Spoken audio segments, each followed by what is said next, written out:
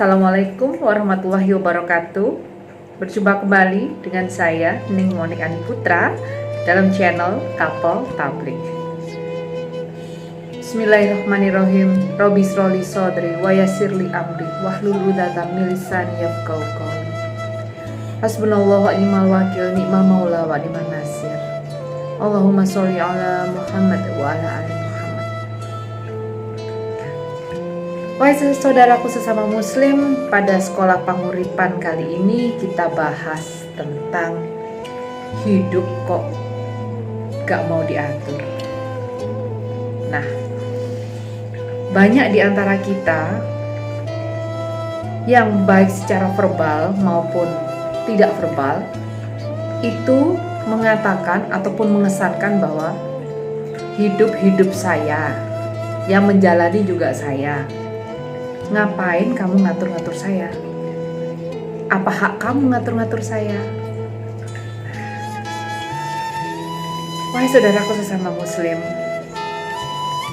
marilah kita pahami bersama dahulu bahwa apabila kita hidup, maka harus mau diatur. Apabila kita hidup tapi tidak mau diatur, apa jadinya dunia ini? Karena semua akan bertingkah laku sekehendak hatinya. Bisa-bisa apa yang saya lakukan melukai orang lain, baik perkataan maupun perbuatan. Ketika manusia hidup di dunia, maka memang banyak sekali aturan yang mengekang kita. Tapi itulah hidup. Memang setiap manusia juga diberi kebebasan, berhak untuk mendapatkan kebebasan.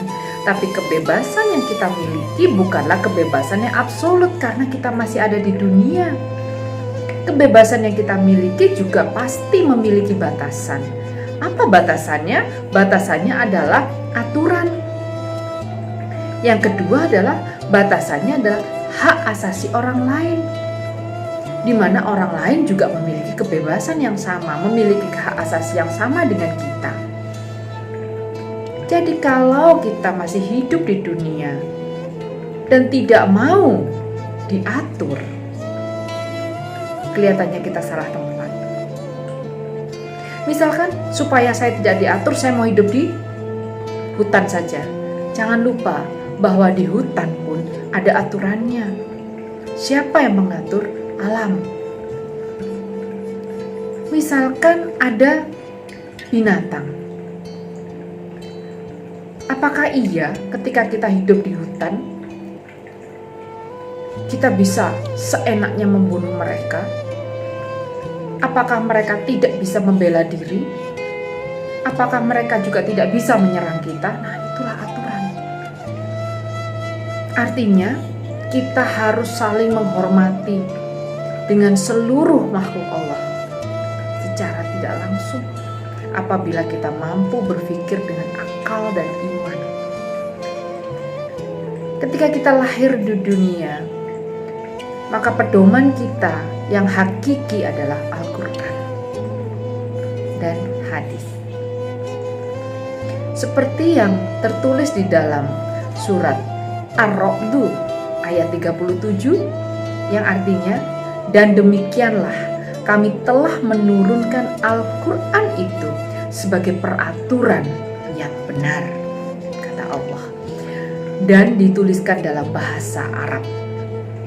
Dan seandainya kamu mengikuti hawa nafsu mereka setelah datang pengetahuan kepadamu, maka hati-hati, karena sekali-kali tidak akan ada pelindung dan pemelihara bagimu terhadap siksa Allah. Artinya, aturan yang mengatur kita banyak. Al-Quran, Al-Hadis, regulasi yang ada di dalam sosial kemasyarakatan, aturan yang ada dalam kenegaraan, semuanya aturan.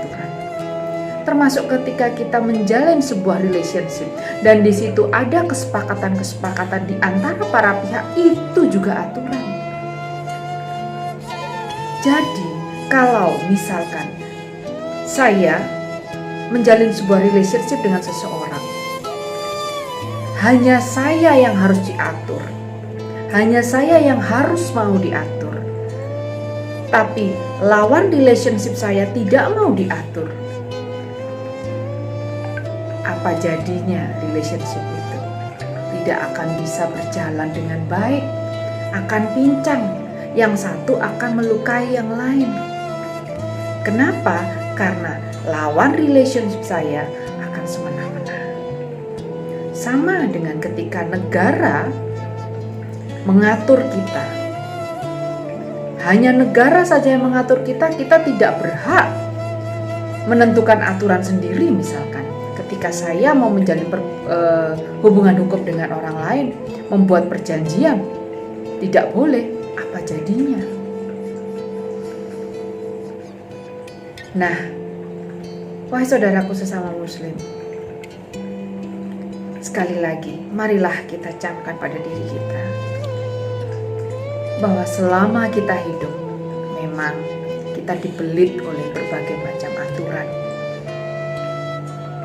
Dan apabila kita mampu berpikir dengan akal serta iman, kita akan menerima itu dengan bijaksana, dengan kedewasaan berpikir.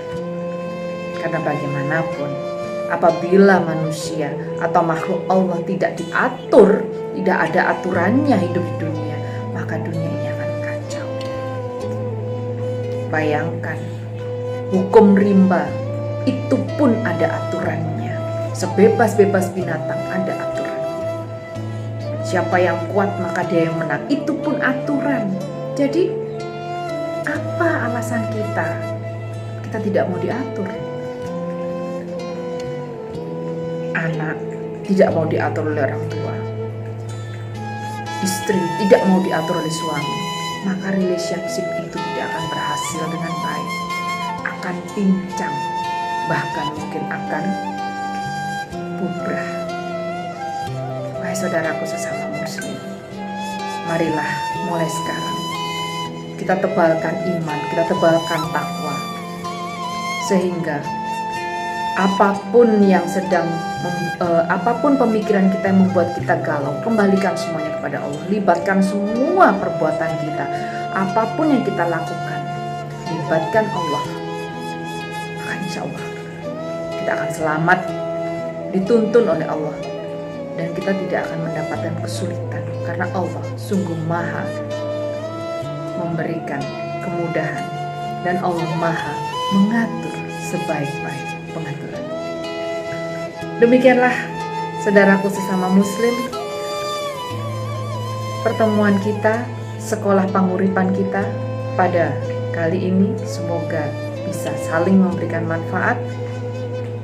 Sampai berjumpa kembali. Wabillahi taufik wal hidayah. Wassalamualaikum warahmatullahi wabarakatuh.